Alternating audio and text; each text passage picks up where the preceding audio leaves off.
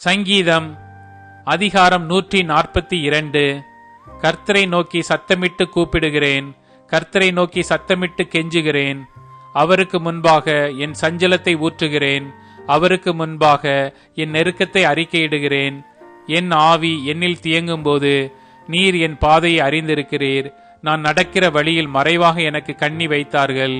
வலதுபுறமாய் கண்ணோக்கி பாரும், என்னை அறிவார் ஒருவரும் இல்லை. எனக்கு அடைக்கலம் இல்லாமற் போயிற்று, என் ஆத்துமாவை விசாரிப்பார் ஒருவரும் இல்லை. கர்த்தாவே, உம்மை நோக்கி கூப்பிடுகிறேன், நீரே என் அடைக்கலமும் ஜீவனுள்ளோர் தேசத்திலே என் பங்குமாய் இருக்கிறீர் என்றேன். என் கூக்குரலுக்கு செவி கொடும், நான் மிகவும் தாழ்த்தப்பட்டேன். என்னை பின் தொடர்கிறவர்களுக்கு என்னை தப்புவியும், அவர்கள் என்னிலும் பலவான்களாயிருக்கிறார்கள். உமது நாமத்தை நான் துதிக்கும்படி என் ஆத்துமாவை காவலுக்கு நீங்களாக்கிவிடும்.